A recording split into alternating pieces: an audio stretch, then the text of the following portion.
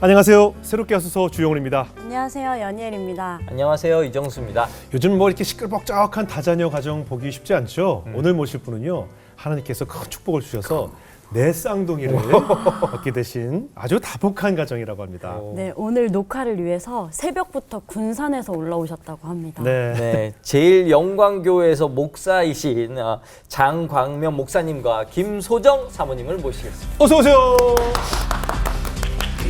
네, 아유, 어서 오십시오. 반갑습니다. 네. 반갑습니다, 목사님. 네. 하나님께서 축복을 그냥 네. 이렇게 많이 다복으로 주셨다고 저희가 전해 들었습니다. 축복들도 여기 이렇게 앉혀놓은. 그거는 더 좋았을 텐데. 예, 네. 지금 저 뒤에 대기실이 좀 시끌벅적했어요. 근데 저희는 참 오랜만에 좀 행복한 아이들의 목소리가 참 저희를 기쁘게 했습니다. 두 분은 또 하나님께서 어떻게 지금까지 이끌어 오시면서 어떤 은혜를 나눠 주셨는지 한번 이야기를 나눠보겠습니다. 두 분 20대는 어떤 청년이었을까? 20대 이야기부터 나눠볼까요? 방황을 하셨다고 하는데 네. 어떤 방황을 하셨어요? 목사님이신데. 네, 아버지가 몸이 편치 않으셔서 제가 어릴 때부터 그래서 어떻게 괜찮으셨어요? 제가 중3 때 뇌출혈로 먼저 쓰러지시고 그 네. 뒤에도 이제 뇌졸중 또 뇌출혈도 오시고 예. 마지막에 이제 췌장암으로 돌아가셨거든요. 아이고. 그래서 그 건강에 자신이 없으셔서 예.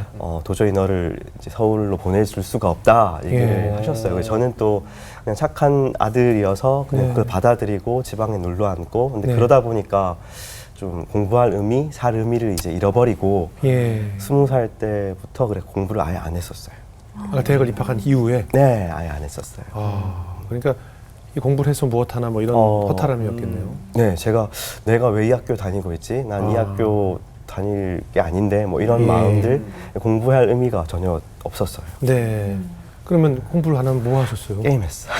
아, 게임? 네. 게임? 혹시 그때부터 제가 입학했을 때 뭐 인터넷 채팅이나 예. 게임이 이제 한창 이렇게 사회 수면 위로 오르던 네네네. 시점이었는데 무슨 게임이라고 여쭤봤었어요? 스포츠 게임 같은 걸 스포츠. 주로 스포츠. 야구, 농구 이런 그런 거요? 거. 네, 제가 되게 한우물에 빠지는 성격이어가지고 네. 게임도 뭐 롤플레잉 게임 흔히 그 얘기하는 그런 걸 하면은 너무 빠지겠다 싶어서 페인이 되겠다 싶어서 아예 안 네. 했는데 그런 게임을 해도 스포츠 게임을 해도 제 성격상 빠지더라고요. 그래서 학교는 가지만 뭐 수업도 안 들어가고 과제도 예. 안 내고 시험도 안 치고 근데 게임은 계속 가는 학교 전산실에 들어가서 계속 게임하고 예. 또 PC방 가서 계속 게임하고 예. 하루에 한 15시간 정도 게임을 했던 것 같아요. 그럼 완전한 중독. 네, 그렇겠네요. 맞아요. 부모님한테 학교 간다고 하고 그냥 동네 PC방에 7시에 가서 네. 정액을 15시간 끊고 밤 10시까지 하고 네. 부모님한테는 학교 잘 다녀왔습니다. 이렇게 집에 가서 인사드리고. 그럼 학교 성적도 이렇게 좀 너무 안 좋았죠. 안 좋았겠네요. 네, 수업도 안 듣고 뭐 다 안 네, 했으니까 네. 학사 경고라고 예. 평점이 너무 낮으면 학교에서 학사 그렇죠, 경고를 그렇죠. 주는데 그걸 제가 7번 받았어요. 한 학기에 한 번 주는 걸 7번 받았어요. 한 학기에 총, 네. 그럼 4년째 제적되잖아요. 예, 제적됐어요. 제적됐죠. 네, 제가 제적이 돼서 예. 그러고 나서 이제 제적되고 나니까 더 완전 이제 막 자취하면서 막 살게 됐었던 것 같아요. 근데 공부를 어렸을 때 굉장히 잘하셨나 봐요. 상위 뭐 3% 안에 들 정도로. 수능 쭉 그래도 감사하게 잘 했었고 예. 수능도 감사하게 잘 봐서 수능 예. 성적이 전국 상위 3%였는데 전국 3위 3%요? 네. 그러면 그럼 진짜 원망스럽게 정말 원하는 네, 그래서 학교를 갈 더- 수 있는 성적인데. 그래서 더 계속 고등학교 때부터 좀 꿈꿔왔었던 대학을 갈 수 있었는데 못 가서 더 좌절감이 컸던 것 같아요. 뭔지 알 것 같아요. 그럼 뭐 그래도 늘 두렵지 않았습니까? 그렇게 늘 자취하면서. 잠이 안 왔어요. 밤마다 이제 게임을 하고 새벽에 동이 틀 때 어슴푸레하는 그 하늘을 바라보면서 네. 피곤한 몸으로 잠은 드는데 예. 잠이 안 오더라고요. 제 현실을 보면서 내가 왜 지금 이렇게 살고 있지? 내가 그래도 20살 전까지는 성적도 잘 나왔고 네. 부모님도 사회의 기대를 받는 그런 학생이었고 했는데 예. 난 지금 왜 이렇게 살고 있지? 예. 내 미래는 어떻게 될까? 네. 그런 걸 생각하니까 또 과거를 또 다시 돌아가고 싶다. 그렇죠, 그렇죠. 돌아갈 수 있다면 예. 그런 생각에 밤마다 잠이 안 왔었어요. 그렇겠네요. 그럼 그렇게 방황을 하시다가 어떤 사건을 계기로 하나님께 돌아오게 됐을까요? 수련의 말씀이 그 설교 말씀이 네. 우리가 정말 회개하고 새로운 삶을 살기 위해서는 지금까지 살았던 모든 삶의 고백들을 죄의 고백들을 해야 먼저 내 삶이 바뀔 수 있다는 그런 얘기를 하면서 도전을 주시는 거예요. 그래서 제가 그 도전을 받고 그 수련의 조원들한테 제가 사실은 30년 가까이 이렇게 부모님을 속이고 학교 다닌다 했지만 또 PC방에서 계속 게임 중독으로 살았다. 그런 얘기를 고백했죠. 하고 싶지 않았는데 네네. 마지막 날 저녁에 하게 하셨어요. 예. 그런데 너무나 놀랍게 그 조장 자매가 네. 이걸 이제 집에 가서 얘기하세요. 부모님께. 예, 예. 얘기를 하는 거예요. 너무 근데 저는 그게 상주였는데 수련의 장소가 대구로 내려오는 버스에서 네. 너무 마음이 어려운 게 제가 30년 동안 부모님을 속였다는 걸 어떻게 얘기할까. 그러니까요. 공무원 시험 안 치면서 친다고 거짓말 했거든요. 어떻게 내 미래를 이렇게 준비하고 있다고. 그리고 치고 왔다고. 1점 차로 떨어졌다고 이렇게 거짓말하면서. 아예 친척도 없어요? 네, 친척도 없는데 쳤다고 아쉽게 떨어졌다고. 부모님 항상 너무 아쉽다고. 조금만 더 준비해서 다음에 한번 잘해보자고. 시험 인지대 같은 것도 받으셨을 거 아니에요? 그거 다 게임에 뭐 그걸, PC방에 다 그거 썼겠죠. 뭐. 네, 게임기로 다 썼는데 엄청 그런 걸 쓰죠. 다 이제 적나라하게 고백을 해야 되는데 도저히 못 하겠더라고요. 이게 그렇죠, 조원들하고는 또 다르게 부모님 제가 장남인데 그 장남으로서의 그 삶을 다 얘기를 하려니 못 하겠는데 네. 주님이 용기를 주시면서 네. 네가 이제 새로운 삶을 살기 위해서 한번 고백해 봐라는 그런 용기를 주시면서 예. 그냥 무릎이 꿇어지더라고요. 오. 부모님 앞에서 눈물을 쏟으면서 그날 저녁에 제가 이렇게 30년 동안 살았습니다 얘기를 했고 또 감사하게 부모님 그걸 그냥 받아주셨어요. 네 받아주셨어요. 어떻게 혼내시지 않으시고 네가 어떻게 나한테 이럴 수 있냐가 아니라 그랬냐고 그리고 같이 기도하자고 하나님 앞에서 함께 우리 회개 기도하자고 하시면서 그날 밤 계속 밤새도록 제 죄를 두고 회개 기도를 했던 것 같아요. 회개 기도를 했고 그 다음날 새벽에 제가 하나님을 만났어요. 네. 그리고 그날 이후로 제 삶이 완전히 바뀌었어요. 어떻게 바뀌었어요? 게임 이제 끊었나? 게임이 끊어졌어요. 그날로. 끊어져요? 그날로? 네. 10년 동안 중독이었던 게임이 네. 그날로 끊어졌는데 제가 뭐 끊어야지 뭐 그랬던 게 아니라 그냥 하나님 그 전까지 게임에 빠졌다면 이제부터는 하나님에 빠진 거예요. 제가 게임 중독이 아니라 하나님 중독으로 바뀐 거예요. 그래서 게임을 쫓아다녔던 그 시간들에 이제는 뭐 하나님을 쫓아다니고 예배를 쫓아다니고 하는 그런 삶으로 바뀌었습니다. 그러니까요. 우리 마음속에 이게 이만큼 비어있는 그 결핍이라는 공간에 네. 그것이 뭔가 채워지지 않으니까 게임으로도 채우고 뭐 유흥으로도 채우고 여러 가지 재미있는 뭐 도박으로 채우는 사람도 있고 막 하려고 하는데 채워지지 않던 것이 성령이 딱 채워줄 때 아멘. 자연스럽게 모든 것들이 다 실어지는 네. 그런 놀라운 체험들을 했다는 간증을 저희가 많이 듣고 있거든요. 네. 그런 체험을 하신 것 같아요. 네. 예. 어떻습니까? 이제 사모님도 서로 20대 때 얘기해도 되죠? 서로 갑자기 뭐 그동안 다 숨기고 결혼하신 거 아니죠? 우리 사모님도 20대 때 어떤 방황을 하셨어요? 네, 저도 조금 비슷한 네. 경우가 있었는데, 네네. 저도 누군가에게 그러니까 사람들에게 인정받고 싶어가지고 예. 그래서 원하지 않은 대학교를 들어가서 이제 졸업을 하고 준비를 다시 해서 편입을 해봐야겠다. 조금 사람들한테 인정받고 뭐 이렇게 뭔가 그래도 좀 더 제 학벌에 대해서 좀 네. 업데이트하고 싶다. 막 이런 네. 생각이 있어가지고 네네. 준비해서 근데 또 감사히 붙었는데 예. 부모님이 원하지 않으셨어요. 너 피아노 재능도 없는데 네, 피아노 재능이 없는데 왜 그걸 계속 하려고 하지 말고 네, 뭐 하래요? 아빠랑 엄마 하는 거 하자. 뭐 하셨는데? 요양원 하셨었는데 딸한테 지금- 요양원을 같이 하자고요? 네, 사회복지 쪽으로 가보자. 이거 하지 말고 네네. 이거 하라고 그래요? 네, 갑자기. 요양원에서 이거 해도 되는데? 그렇죠. 잠깐 또 네. 사용되지만 저는 그냥 좀 저도 이렇게 한울만 다 파는 스타일이어가지고 예. 했던 거 한번 제대로 한번 좀 배워보고 익혀보고 싶다라는 생각이 있었는데 예.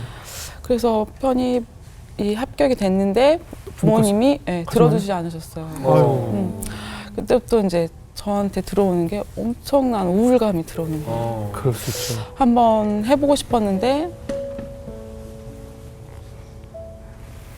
그때 생각하니까 너 눈물이 나나 봐요. 그죠? 진짜. 그러니까 좀 비슷하게 두 분 다 사실 어떻게 보면 내가 목표하고 꿈꿔왔던 나의 길이 나의 의지와 상관없이 이렇게 꺾이게 됐을 때의 그 상실감이 컸던 거죠. 근데 그때부터 계속 밀려오더라고요. 네, 네. 계속. 네, 여기 눈물 좀 눈물 닦으세요. 닦으세요. 근데 진짜 예. 이게 진짜 감사한 게요. 네, 이거조차 하나님이 간증으로 쓰일 줄 제가 생각을 그래요, 못했어요. 그래요. 그럼요. 지나고 나니 네, 이것 또한 하나님의 은혜였구나. 네, 네, 네. 그래서 엄청 우울했어요. 한 9년 동안 우울했던 것 같아요. 올해 그 일 때문에. 네, 꿈이 그 꺾인 동안 일 때문에. 네, 꺾이니까 이제 네. 이제 앞으로 어떻게 살아가야 될지를 모르겠는 거예요. 네, 네. 다시 준비했는데 꼭 바로 후보 1번에서 떨어지고 계속 만약에 후보가 5번이면 4번까지 합격이 되고 이렇게 계속 좌절을 맛봤어요. 그러면서 느끼는 건데 이제 어떻게 해야 되나 앞으로 어떻게 살아야 되나 하면서 엄청난 영적인 우울감이 계속 밀려왔던 것 같아요. 그래서 근데 이거를 그때는 몰랐는데 예. 계속 죽고 싶었거든요. 이유가 없어요. 그냥 계속 그냥 너무 옆구리가 시려서 예. 칼로 찌르지 않고서는 내가 이 시간을 못 견딜 것 같고 네. 천장 누워 있으면 천장을 바라보면 이곳에 멀티탭 줄을 달아가지고 연결하면 내가 한 번에 죽을 수 있을까? 한 번에 딱 죽었으면 좋겠는데. 그런 생각. 네, 그런 생각이 자꾸 들어오는 거예요. 네. 그냥 계속 죽고 싶다는 생각이 계속 밀려 들어와요. 그래서 그 순간 모면하고 싶어서 새벽 5시까지 안 자고 있다가 잠깐 한 1시간 정도 눈 붙이고 7시부터 알바를 했던 것 같아요. 그냥 그거를 견뎌내고 어떻게든 버텨내고 싶어가지고 네. 네, 그런 시간이 좀 있었어요. 그럼 한 몇 년간 지속됐다고요? 한 9년간 9년간. 네, 아이고. 그랬어요. 25부터 한 34살. 굉장히 긴 시간인데. 근데 그게 잘 안 떨어지더라고요. 너무 죽고 싶어서 계속 아침부터 저녁까지 일했어요. 그 시간을 누군가 함께 이렇게 있지 않고서는 제가 그걸 정말 실행해서 딱 끝날 것 같아서 그러기에는 뭔가 제 마음이 정리가 안 됐었거든요. 그 정도쯤이면 부모님께 나의 상태가 이러니 어떻게 그런 얘기를 부모님한테 못하죠. 그렇기도 하고 이제 어렴풋이 얘기해도 그럼요. 저희 집이 원래 제가 되게 조용했었어가지고 이렇게 가구 같은 존재였어요. 약간 쇼파 같은 존재 있잖아요. 우리 보통 이제 세트라고 그러는데. 네, 이렇게 약간 있어야만 네, 진짜 가구 같아가지고 제가 여기 앉아 있었는데 소정이 어딨냐고 막 그렇게 조금 조용한 스타일이었어가지고. 우리 작가 중에도 있어요. 네, 계속 딱 밥 먹을 때 어디 진짜. 갔지 했는데 계속 거기 있었더라고요. 네, 저는 네, 의자인 줄 알고 앉은 적 있었어요. 네, 맞아요. 저희 엄마도 그런 적 있어요. 진짜 그랬거든요. 대박이다. 진짜 그랬어요. 그러니까 부모님한테 사실 이런 죽고 싶다는 얘기를 부모님한테 할 수 있는 얘기가 아니에요. 그것보다 좀 우울했었다고 얘기하니까 야, 다 우울해. 그래서 그냥 다 우울해. 우울하지 않은 사람 없이 다 맞아, 그냥 맞아. 견디고 사는 거지 뭐 이런 맞아요, 식으로. 맞아요. 네. 그래서 그 아버님 어머니 원하는 대로 요양원에서 일을 하셨어요? 그리고 그쵸. 네. 지금도 내려가서 좀 일을 도와드리고 있죠. 그러시군요. 네. 그럼 그 긴 시간 동안 우울감에 빠져 있다가 네. 그 우울감을 어떻게 떨쳐내게 되셨어요? 계기가 저는 네. 남편을 예. 만나면서 우울감이 네, 그때부터 드라마인가요? 계기가 좀 있었어요. 예. 남편을 어떻게 만나신 거예요? 소개팅으로 만났는데 네네. 딱 봤는데 잠깐만요. 좋은 뜻일까요? 놀란 건 어떤 리액션일까요? 네. 뭐예요? 망했다. 이게 뭐지? 막 소개시켜준 동생이 막 원망이 되고 왜 뭐 때문에? 소개해 줬어요? 뭐 때문에 실망한 거예요? 딱 얼굴을 보니까 머리를 막 이렇게 짧게 일자로 잘라가지고 막 헬멧처럼요? 네, 헬멧처럼 잘라가지고 오신 거예요. 근데 막 이렇게 뭐 네, 마우라도 하고 오셨는데 어디서 마우라? 네, 막 문구점에서 1,000원 주고 샀을 것 같은. 안 그래도 물어봤더니 나중에 물어봤더니 그게 누가 이렇게 사은품으로 주셨다고 하더라고요. 그래서 너무 해맑게 막 막 저한테 막 이거군요. 그러니까 그 영국 인형 장난감 병정 같은 네, 머리에 네. 그렇게 네. 일자로 피아노 잘라가지고 도끼 같은 네, 이마를 이렇게 잘라가지고 오셔가지고 해가지고 왜 그런 머리를 하고 다니셨어요? 그 당시? 그 시즌이 게임 중독 시즌이에요? 아니, 아니죠. 벗어 하나님은 만났는데 멋은 못 만났군요. 엄청 꾸미고 나가요. 나름대로 아, 네. 멋있게 하고. 최선을 다해서. 근데 어떻게 망했다. 엄청 깜짝 놀랐어요. 어떻게 날 어떻게 보고. 시골 무시했어. 시골 청년처럼 오셔가지고 너무 해맑게 막 말을 막 건네시고 그러셔가지고 예, 예. 네, 막 그래서 네, 알겠습니다. 그리고 이제 밥을 먹고 네. 차를 마시고 갔는데 네. 그곳이 고속터미널이어가지고 엄청 시끄러웠었거든요. 네, 그때 네. 주일에 마치고 저녁에 만났는데 네.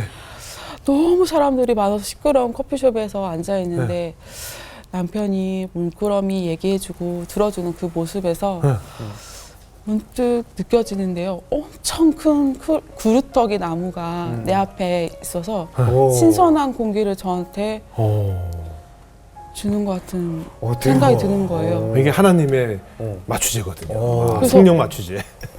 정말 마음에 안 들었는데 네. 가만히 듣고 있는 모습이 네. 갑자기 마음에 들어. 예, 이게 뭐지? 처음 경험하는 거였어요. 네. 이거는 뭐지? 생각하고 그 다음에 안 만나려고 이제 인사를 했는데 아니 이건 뭐지 했는데 안 만나고 네. 그랬어요. 나중에 뭐 질문했는데 네. 그러면 예. 그 질문의 답은 다음에 만나면 얘기해 주겠다고 하시는 거예요. 예. 그래가지고 이거 뭐지? 싶어가지고 궁금해서 두 번째 만나고 세 번째 만나고 하면서 네, 마음이 열렸어요. 대박이다. 꼭 마음이 열려버렸어요. 네. 당했죠. 전혀 없었는데. 그때 우리 사모님은 어떻게 하고 나오셨어요? 그때 처음 만난 자리에. 너무 예뻤어요. 아. 저는 네. 망했어요. 근데 저는 네. 대박이다. 대박이다. 네, 그래서 네. 밥 먹으러 가는 그 길에 이제 계속 에스컬레이터에서 예. 어떻게 하면 이 자매하고 잘 될 수 있을까 예. 내내 계속 생각했던 것 같아요. 그래서 열심히 밥 먹고 열심히 얘기하고 했는데 아내는 별로 얼굴이 안 좋더라고요. 느낌은 있었군요. 네. 내가 하지만 최선을 다해야 되니까 열심히 그래도 카페까지 가서 얘기하고 네. 했는데 저는 하여튼 너무 좋았어요. 너무 예뻤고 너무 좋았어요. 그때 사모님 어떻게 메이크업도 예쁘게 받으셨어요? 아유, 저는 네. 풀 메이크업하고 풀 메이크업 네, 하고. 하고 막 최고 예쁘게 하고 하고. 갔었었거든요. 예. 그때 더 속상했대요. 네, 근데 그래서 제가 그렇게 하고 나왔으니까 근데 목사님도 그 당시에 솔직히 최선을 다해서 짱짱하신 거 그러니까 아니에요? 최선을 네. 다한 건 둘 다 마찬가지잖아요. 네. 근데 마음에 안 들었을 뿐이지. 깜짝 놀랐어요. 지금 모습이랑 전혀 다르세요. 아니 어우하시는 리액션이 많이 지금 봐요. 근데 지금도 다시 지금도 돌아가는 것 같아요. 깜짝 놀랐거든요. 그때 모습 보고. 그렇게 하나님께서 어떻게 보면 성령으로 두 분을 이제 이렇게 눈에 콩깍지를 씌우셔서 이렇게 딱 결국 사랑을 이루게 하셨잖아요. 결혼식은 어땠어요? 결혼식은 참 감사한 게 네. 결혼 그 진행 과정에도 주님이 도우시고 인도하셨던 게요. 네네. 제가 아버지가 어렸을 때부터 아프셨고 예. 또 제가 32살 때 돌아가셔서 예. 뭐 집안 형편이 굉장히 안 좋았어요. 그래서 네. 뭐 결혼을 진행할 그런 자금이나 뭐 신혼집 이런 게 전혀 없었기 때문에 사실 결혼을 할 수 있는 그런 상황이 아니었어요. 근데 네네. 주님이 그렇게 이 가정은 내가 도와야겠다 싶으셨는지 마침 네. 신대원에서 제가 네. 신대원 다니고 있을 때였는데 네. 신대원에서 주아나 에클레시아 웨딩이라는 예. 크리스천 웨딩 업체와 신대원 이 학우회가 연결이 돼서 1년에 한 커플을 그 웨딩을 지원해주는 그런 이벤트가 있었어요. 예. 근데 그 이벤트가 뭐 다 해주는 뭐 스튜디오 드레스 메이크업, 뭐 결혼 반지, 예물까지요? 한복, 신혼여행, 그리고 결혼식장의 뷔페 모든 걸 다 지원해주는. 집까지는 안 집을 어떻게 줘요? 웨딩 업체에서 집을 어떻게 줘요? 그건 부동산 쪽이죠. 웨딩 쪽이 아니고. 그래서 거기에 굉장히 많은 그 커플들이 지원을 했는데 저희도 뭐 지원을 했어요. 예, 근데 될 거라 생각지는 못했는데 예. 저희가 그 해 선정이 된 거예요. 와, 어떻게 선정했을까? 어떻게. 그게 이제 뭐 저희가 잘한 게 아니라 이제 주님이 그렇게 도우셔가지고 예. 그 대표분의 마음 움직이셔서 해주셨는데 예. 그래서 막 그 모든 걸 또 맞춰서 진행해야 되다 보니까 결혼식 날짜도 잡아야 되고 네. 감사하게 그래서 그런 걸 보고 처가댁도 마음을 열어주신 거예요. 장인 장모님께서도. 예. 그래서 또 결혼을 할 수 있게 되는 아. 그런 또 감사한 그런 시간들이 있었어요. 예. 그렇게 힘들게 진짜 어쨌든 축복 안에서 결혼하셨는데 네. 사모님께서 결혼하시자마자 또 다시 우울증이 오셨다고. 콩깍지가 벗겨졌나 봐요. 아, 그런 것보다 네. 우울감이 없어진 줄 알았는데 네. 남편이 이제 사역하러 가거나 이제 자리를 비웠을 때는 다시 밀려오는 거예요. 아, 혼자 있을 때. 혼자 있을 네, 때. 혼자 있을 때 아. 계속 들어와서 바닥을 치는 게 아니고 바닥이 아닌 계속 끝이 없는 동굴로 들어가는 거예요. 계속 한도 끝도 없이. 그냥 우울해요. 계속 우울해요. 이유를 모르겠어요. 찾을 수 없는 우울감. 이 영적 우울감이 계속 밀려오는데 네. 남편한테 고백을 했죠. 우울하다. 네. 제가 많이 우울해요. 사실 계속 우울해요. 안 그래도 사진을 찍은 거 보니까 네. 너무 우울해 보이는 거예요. 신혼여행 사진도 우울해 보이고 다 우울해 보이는 거예요. 눈이 풀려 있고 웃지 않고. 네, 웃지 않고 그냥 미소만 띄우고 있는 거예요. 그래서 남편이 우리 그럼 가정 예배 드려보자 해서 주일을 제외한 월요일부터 토요일까지 저녁에 7시에서 한 8시 정도 그 사이쯤 해서 이제 모든 일이 마치고 돌아왔을 때 이제 한 5분에서 10분 정도 간단히 우리 드리자. 처음에 들었을 때는 그렇게 그래요 이렇게 하고 했는데 마음이 와닿지 않더라고요. 가정 예배가 너무 지루하고 제가 원래 믿음은 찬송가를 있으시죠? 그니까요. 진짜 가구처럼 또 교회도 가서 가만히 앉아 있다가 목사님 맨날 왜 안 오지? 여기서 내 그쵸. 어디 있는 듯 마는 듯 어디 맞아 있었지 막 이런 거 있잖아요. 이름도 잘 모르고 이름도 소영이 틀리게. 네, 소영아 막 이러고 막 소정인데 네 괜찮습니다. 항상 그런 삶을 살았었는데 근데 가정 예배 왜 지루해요? 안 들리는 거예요. 들리지 않는 거예요. 우울하니까. 네, 그리고 찬송가도 말씀이 듣는데 튕겨 나가는군요. 그냥. 네, 그리고 찬송가도 가사가 안 들어오고 맞아요. 선율이 너무 고리타분하고 막 재미없고 왕년에 이거 클래식 했는데 이건 그런 것보다 그렇기도 하고 또 그냥 안 들렸어요. 들리지가 않아요. 귀가 딱 멍멍하게 느껴지고요. 그냥 잠겨 있는 거잖아요. 생각에 잠겨 있거나 멍 때리는 것처럼 느껴지고. 근데 너무 신기한 게 이게 진짜 너무너무 신기한 게 제가 1년을 그냥 남편이랑 계속 그냥 했거든요. 예배를 드리고. 네. 잠언 말씀을 매일매일 들으면서 남편이 예배 끝나기 전에 이제 내 마음에 와닿았던 단어 하나라도 같이 교제하고 마치자. 네, 그래서 만약에 뭐 하나님이 길을 인도하신다. 그러면 그 길을 인도하신 거에 대한 마음이 들어왔다. 이렇게 교제를 나누고 기도하고 마무리를 지으면서 느끼는 건데 그 말씀이 단어 하나가 하나씩 들어오는 거예요. 네.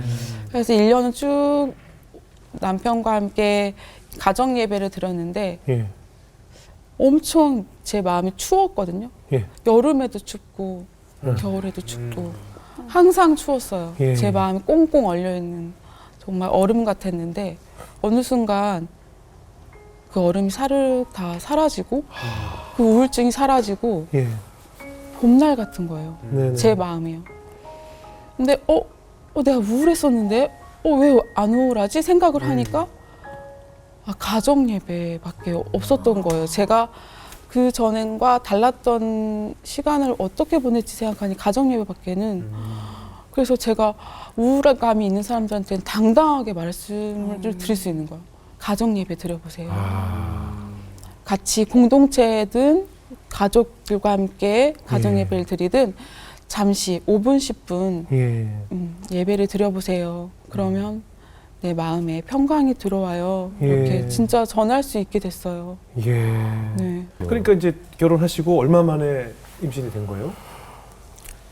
3년이죠, 3년. 삼 년. 네, 2015년 5월에 결혼을 했는데 네네. 아이들은 2018년에 이제 저희가 그러니까 좀 노력을 했는데 잘 생기지 않았었던 건가요? 난임병원에 가서 진료를 받아보니 그 자궁 가운데 정가운데 물혹이 있대요. 근종이 있는데 위치가 안 좋아서 일단은 시도는 해보자고 이것 때문에 그런 것 같아요. 그래서 자연 임신 시도해봤는데 잘 안 돼서 그러면 이걸 제거하고 그리고 이제 인공수정을 해보시죠 해서 이제 했는데 바로 생겼어요. 제거를 하고 바로 생겼는데 제가 이제 그때는 잘 몰랐어요. 진짜 몰랐어요.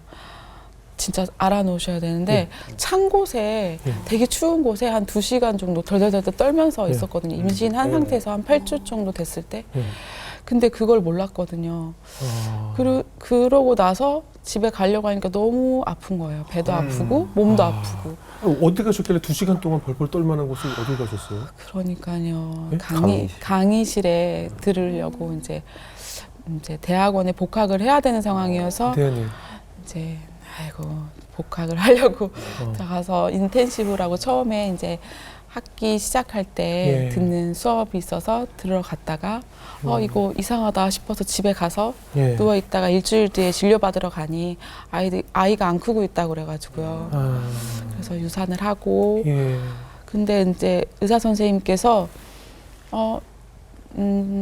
다시 바로 시도해보자고 해서 바로 시도했더니 바로 그때 또 내쌍둥이가 생겨가지고 엄청 내쌍둥이 깜짝 놀랐겠어요. 그쵸. 의사 선생님 엄청 깜짝 놀라시고 간호사 선생님이랑 같이 막 이게 몇 개냐고 세보자고 이게 몇 개냐고 세보라고 몇 개냐고 막 의논을 하시는 거예요. 그래서 저희는 또 혹시 뭐가 아이가 잘못됐나 이렇게 걱정했었는데 다행히 그건 아니고 아이가 너무 많이 생겨가지고 의사 선생님이 이제 얘기 많이 해주셨죠. 선택적 유산도 얘기해 주시고. 근데 그 원장님도 너무 좋으셨던 게 그리스도인이셨어요. 그래서 그분께서 얘기하신데 이건 주님이 주신 거여서 주님께 기도해 보시고 하나님께 기도해 보시고 다시 얘기하시죠. 그래요. 그러셨었어요. 저희는 뭐 기도할 것도 없고. 그렇죠. 귀하게 주신 생명이니까. 무조건. 근데 우리 아까 방송 전부터 이정수 씨가 네 명의 아이가 배에 있으면 이 육체적으로 얼마나 힘들까. 하나가 있을 때 만삭 되면 허리도 안 펴지고 막 힘들 텐데 4명을 어떻게 잉태하고 계셨습니까? 그러니까 진짜 모르고 품었죠. 알고 품었으면 큰일 날 뻔했어요. 근데 소양증이 심해가지고요. 한 5개월 때, 한 6개월 때는 이제 단태아 만삭처럼 커져 있었고요. 이제 걸을 수도 없고 이제 항상 옆으로 누워 있어야 됐고 이제 소양증이 있었는데 가려움증이 이제 소양증이 이렇게 배가 터졌는데 그 터진 곳에 또 터지고. 그러니까. 배가 많이 터져가지고 너무 커지면은 이 밑에 터진 데 보이지도 않아요. 맞아요. 안 보여요. 그때 막 우리도 튼살 크림 많이 발랐잖아요, 아내들. 발라도 그쵸. 없었어요. 네, 소용이 없었어요. 계속 누워만 계셨어요? 네, 옆으로 누워만 있었어요. 힘들어서? 계속. 네, 쏟아질 것 같더라고요. 좀 서 있으면. 그 뭔지 알 것 같아. 그러니까 이 무게가 일단 무게가 엄청나잖아요. 그래서 산책도 하지 말고 누워만 있으세요. 옆으로 누워서 이쪽으로도 반대로도 이렇게 번갈아가면서 누워만 계세요. 이렇게만 하셔가지고. 남편도 또 옆에서 보면서 많이 힘들었겠어요. 네, 아내가 바로 눕지도 못하는 거예요. 그 배 아기들과 양수의 무게 때문에 그렇죠. 바로 누우면 장기들이 짓눌리니까 그렇죠. 옆으로 누울 수밖에 없는 잘 때도 하루 종일 옆에 옆으로 누워 있는 그걸 보니 저도 마음이 되게 어렵고 또 안타깝고 안쓰럽고 몸도 마음도 다 힘드셨을 텐데. 근데 엄청 기뻤어요. 품고 있을 때 그 정도쯤 되면 힘들지만 우울할 줄 알았는데 그러진 않나. 아니 엄청 기뻤어요. 막 너무 감사하다. 그렇죠. 이런 나에게 이런 기쁨이 이런 축복이에요. 너무 감사하다. 이거야 견딜 수 있어, 할 수 있어. 그랬었죠. 몇 킬로로 태어났어요? 아무래도 34주다 보니까 40주가 아니라 1.8, 1.7 네, 이렇게. 보통 우리 이제 단태아 같은 경우는 태어나서 그 정도 몸무게면 되게 덜 컸다 막 이렇게 얘기하는데 내 쌍둥이 때는 괜찮은 몸무게였나 봐요. 34주의 그 몸무게는 이제 괜찮은 몸무게인 거죠. 근데 그래서 인큐베이터에서 나머지 기간을 그렇게 거기서 영양을 공급받고 잘 그래도 감사하게 아무 탈 없이 잘 태어냈었어요. 곧 태어나서 이렇게 1호, 2호, 3호, 4호 나올 때 얼굴 좀 구분이 되던가요? 잘 안 되죠? 하나도 안 되죠? 네, 사실은 뭐 전혀. 쌍둥이가 아니라 다른 아기들도 놓으면 구분이 잘 안 가요, 사실. 그렇죠. 이게 또 갑자기 궁금하네요. 4명이 그러면 다 같은 성입니까? 예? 네? 아니 그게 다 남한지 여한지. 그렇게 오해하면 안 되죠. 지금 새롭게 하소서에서 그런 오해하면 안 되죠. 그 성별이라고 해야죠. 그걸 성이 같다고 그러면 어떡해요? 그러면 안 되죠. 성은 당연히 같죠. 성별이- 어. 지금 깜짝 놀랐잖아요. 뭐. 되게 깜짝 놀랐어요. 정적이 약간 흐르. 그러니까요. 어떻게 됐어요? 성별이? 딸 하나에 아들 셋이요. 딸이 첫째. 자, 기가 막히다. 딸이 첫째예요? 네, 딸이 첫째. 잘 됐다. 잘 됐어요. 그래요. 딸이 위에 있어요. 잘된 거구나. 네. 그래 동생들이 윗사람 보기 때문에. 그래서 원래 딸 아들이 그 A 플러스라고 하는 이유가 동생은 윗사람 따라가거든요. 근데 아들 딸이 되면 딸도 아들 따라가서 좀 드센 딸이 되거든요. 그러니까 윗사람 위 아이를 쫓아가기 때문에. 지금 딸이 드센데. 딸이 드세요?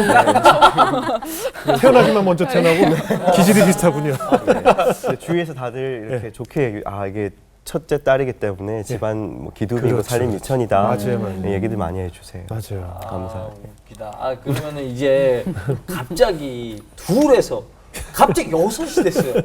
이게 솔직히 하나가 갑자기 생겨도 되게 바쁘고 힘들거든요. 아, 그럼요. 어땠습니까? 이거 감히 상상도 안 되는데요. 그 지난 3년의 시간이 참 어떻게 보면 하루하루 버텼던 것 같아요. 따로 계획을 할 수도 없고 그냥 눈 뜨면 또 아이들 이제 돌봐야 되고 또 이제 그게 또 잘 때까지고 또 잠도 제대로 자지 못하는 게 아이들을 계속 깨고 보채고 하니까 또 분유 첫 돌까지는 이제 3시간 간격으로 분유를 먹였어요. 아, 모유수유 안 하고? 네, 모유수유를 할 할 수가 없었어요. 아, 이제 저도 중간 남양분유 먹고 이렇게 잘 자랐어요. 저도 남양 출신이에요. 네. 남양분유. 네. 그래서 그 3시간 또 특히 밤에는 뭐 그 3시간 간격으로 젖병을 4개를 준비하고 또 준비해서 먹이고 또 그걸 또 씻어야지 또 다음에 먹일 수 있으니까 그러니까. 예, 젖병도 하루에 이제 수십 개씩 설거지를 해야 되고 예. 쌓여 있고 뭐 기저귀도 그렇고. 벌써 토 나올 것 같아요. 네. 근데 이게 또 애들이 한 명이 울면 같이 따라오잖아요. 그러면 그거 어떻게 해요? 만약에 두 분이 같이 있을 때 둘씩 안아준다 치지만 네. 만약 혼자 있는데 애기가 넷다 울면 어떻게 합니까? 그게 너무 아내가 제가 힘들죠. 저는 군산에서 저는 이제 사역을 위해서 수요일 저녁에 서울로 올라오고 정말 주일 도망가듯 저녁까지 도망가듯 나갔겠네요. 그 시간 아내가 혼자 있어야 되니까 사실 너무 힘든 그런 시간이었어요. 그러니까 아내가 힘들. 출산 후에 어땠냐를 우리 목사님께 여쭤볼 게 아니라 우리 사모님이 진짜 맞아요. 어땠어요? 아유, 그래도 이제 친정 엄마가 많이 예. 주셨지만 예. 이제 혼자 있을 때 예. 그때 아이들을 다 안아주지 못하고 울고 있을 때 급한 아이들부터 안았어요. 그게 제일 슬프고 고통스럽더라고요. 근데 한 번은 이제 젖병을 16개를 한 번에 빨리 씻어서 네. 소독기에 넣었어야 했어요. 네. 근데 아이들이 울기 운다? 시작했어요. 네. 네. 근데 이거를 빨리 씻겨서 애를 먹여야 되니까 네. 그냥 보면서 막 씻겼는데 그 아이들이 울다 지쳐서 이제 토한 거예요. 울면서 맞아. 너무. 근데 그거를 바라보면서 너무 고통스러워서 설거지를 해야 그 다음에 아이를 먹일 수 있으니까 네. 설거지를 하고 젖병을 넣고 그러고 나서 아이를 닦아주고 씻겨주고 그런 시간들이 너무 고통스럽더라고요. 그때는 육체적 우울감이 엄청났어요. 이제 인큐베이터에서 이렇게 한 명씩 나왔었거든요. 예. 며칠 간격으로요. 근데 아이가 이제 1명, 2명 왔을 때는 괜찮았어요. 네네네. 3명부터는 한 2명, 2.5명 정도 이렇게 감당할 수 있었어요. 4명이 딱 오니까요. 손을 놓게 되더라고요. 이렇게 급한 아이부터 이제 하는 거죠. 급한 아이부터. 네. 급하게 원하는 거, 필요한 거. 이제 생존이었어요. 그렇게 10개월을 보내면서 네. 그때 엄청난 육체적 우울감이 왔었죠. 그러니까 이게 감당할 수도 없고 매일매일 9시쯤에 아이가 자면 몸이 너무 아픈 거예요. 몸살이. 긴장했다가 풀리면서 그것도 있고 또 몸이 너무 아파요. 그래서 자고 일어나면 또 하나님이 힘 주셔서 또 괜찮아지면 또 하루를 보내고 그런 시간을 보냈죠. 그러다 남편이 이제 그 모습을 보다가 너무 이제 힘들어 보였는지 원래는 준전임 사역을 하고 계셨었는데 예. 한 10개월 지나고 11개월부터는 이제 교회에게 말씀을 드리고 파트 사역으로 바꿔서 예. 이제 주중에 거의 남편이 함께 일을 육아를 할 수 있게 이렇게 그 시간을 보냈죠. 그러니까 말씀하신 이제 계신 곳이 집은 군산이고 네. 교회가 서울이라는 거잖아요. 네. 그럼 혹시 그냥 군산에 있는 교회로 어떻게 올 방법은 없었나요? 그것도 아내하고 얘기했었는데 네. 이제 아내가 원치 않더라고요. 어차피 조금 육아를 하고 나면은 서울로 다시 올라올 거니까 예. 굳이 사역지를 군산으로 옮기지 말고 그냥 당신은 서울에서 쭉 사역을 하면 좋겠다. 예. 어떻게 보면 본인이 조금 희생을 하고 서울에 다 이사 오시죠. 군산에 그러게 친정 엄마 네, 친정 맞아요. 엄마가 처가댁이 걸려서 이동이 안 되니까 아이를 봐줄 분이 친정 엄마 도움을 받으려면 또 군산으로 처가댁으로 갈 수밖에 없는 상황이고. 그래서 키워서 아시겠지만 요즘은 그 아들이 딸을 데려오는 게 아니고 딸이 아들들을 데려오는 거예요. 왜냐면 어차피 다 친정엄마 근처에 살게 되거든요. 그러니까 아들을 낳으면 이제 아들을 뺏기는 겁니다. 그죠? 아니, 맞아요. 모든 집에 그래요. 저도 진짜 지금 거의 맞아요. 장인장모님이 더 가깝게 더 자주 보게 되고. 우리는 맞아요. 정반대인데 우리는 시어머니가 다 봐줘가지고 그러니까 우리 아내가 들어온 거예요. 그러니까 굉장히 그런 경우 드물었거든요. 맞아요. 우리 내 아이들 이름이 이제 마태, 마가, 요한, 사복. 네. 근데 왜 사복이는 왜만 사복이에요? 제가 이거 보면 사실 얘는 왜 사복이야? 사복음서를 따서 그렇게 그래도 얘는 누가로 가졌어야죠. 누가로 갔어요. 누가예요? 예? 누가? 누가로 간 거예요. 그래서 갔다고? 사복이 아니고 네. 사복음서- 누가죠? 네, 누가예요. 아, 그죠? 난 마태, 마가, 요한, 사복 그래가지고 내가 그래서 왜 사복이야? 얘 사복이면 얘 진짜. 놀림 당하잖아. 뭐 제가 그랬거든요. 네. 누가 맞죠? 네. 네. 아, 사복음서로. 아주 은혜네요. 아, 어때요? 다 개성도 다르고 성격도 다르죠? 네, 사란성이어서 예. 얼굴도 다르고 성격도 다르고 다 달라요. 아. 마지막으로 두 분은 우리 내 아이들이 어떤 사람으로 자랐으면 좋겠어요? 그렇게 이름을 지은 대로 네네.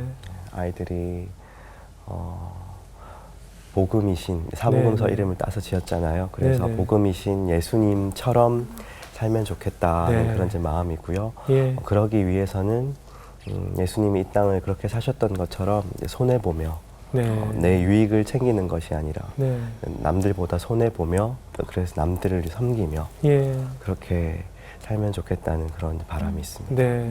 목사님 계속 얘기를 나누다 보니까 박수홍 씨 많이 닮았네요. 아, 그래요? 그런 얘기 많이 처음 들었는데. 듣는데요? 처음 들어요? 네. 되게 닮았어요. 아 맞아, 약간 서글서글한 느낌. 예, 동치미인 줄 알았어요. 자, 우리 연예일 자매 어떻게 들으셨어요? 두 분 말씀 들으면서 그 유명한 말씀, 요한복음 말씀. 나는 포도나무여 너희는 가지라. 네. 그가 내 안에 내가 그 안에 거하면 사람이 열매를 많이 맺나니 나를 떠나서는 너희가 아무것도 할 수 없음이라. 근데 진짜 그 우울증을 통해서 너무 힘들었지만 너무 귀한 남편분을 만나시고 회복이 되셨고 결국에는 가정 예배를 통해서 회복이 되셨잖아요. 맞아요. 그러니까 우리의 삶이 늘 그렇게 간절한 마음으로 하나님 찾아야 될 것 같다는 생각이 네, 들었어요. 맞습니다. 늘 그런 갈급한 마음으로. 네. 예배가 참 중요하다라는 거를 좀 알게 됐습니다. 아멘입니다. 네, 이종수 형제. 저 오늘 말씀 이렇게 두 분 하시는데 그냥 속으로 계속 응원만 하고 있었으면 저도 이제 애 키우는 입장이라 굉장히 공감하고 맞아요. 있거든요. 근데 아까 이제 아이들을 봤는데 이제 한 4살쯤 돼서 아휴 이제 숨 좀 돌리겠구나 싶은 마음이 들면서 오늘 뭐 모든 것을 다 응원해주고 싶은 그런 가족이었습니다. 저는 앞으로 계속 응원할게요. 네. 감사합니다. 목사님 앞으로 청년 사역 하신다고 하셨는데 저는 네. 하나님께서 그 맞춤형 목사님을 그 사역을 위해서 이 내 쌍둥이를 허락하셨구나라는 생각이 들었어요. 사실 요즘 많이들 아이들을 기피하고 아이들을 적게 낳잖아요. 근데 사실은 저는 많은 청년들한테 해주고 싶은 얘기가 실제로 우리 어르신들이 했던 얘기 중에 자기 밖으로 자기 갖고 태어난다는 말이 있잖아요. 네. 어떻게 보면 성경적으로 말씀을 좀 하자면 하나님께서 세상에 보내실 때는 다 각자 자기에게 자기가 먹을 수 있는 그릇은 다 가지고 태어난다는 생각이 들어요. 우리가 경제적인 어려움, 두려움 때문에 아직 벌어지지 않은 미래의 두려움 때문에 아이를 기피하고 하나로 끝내는 가족들이 많은데 내 쌍둥이를 주셔서 이 얼마나 다복한 것인지, 그리고 그 4명의 아이를 통해서 이 청년들에게 왜 많이 자녀를 낳는 것이 하나님의 축복인지를 직접 증거할 수 있는 방법을 직접 체험하게 해주셨고, 그래서 또 청년 사역을 하나님께서 맡기신 것이 아닌가 하는 생각이 들었어요. 앞으로 사역을 하시게 되면 그 사역의 이름을 이렇게 붙였으면 좋겠어요. 그 사모님을 보고 아이디어가 떠올랐는데, 가구셨잖아요. 어렸을 때 가구. 네. 가구가 영어로 퍼니처 아니겠습니까? 네. 퍼니 퓨처, 퍼니처. 그래서 재밌는 미래를 꿈꾸는 청년. 아이디 괜찮지 않습니까? 네. 가구에서 떠올랐어요. 퍼니 퓨처. 너무 좋다. 즐거운 미래에 대한 꿈을 꾸는 다음 세대. 그래서 퍼니처 사역을 이름 붙여서 제가 하나 명명 하나 해드리겠습니다. 제가 가수들 이름도 많이 줬거든요. 앞으로 그런 감사합니다. 사역을 위해서 이 자녀를 통한 축복이 얼마나 하나님의 큰 축복인지를 많은 젊은이들에게 나눠주시고, 또 그런 간증을 통해서 더 큰 비전을 품는 두 분을 저희도 열심히 응원하도록 하겠습니다. 오늘 귀한 간증 나눠주셔서 고맙습니다. 감사합니다.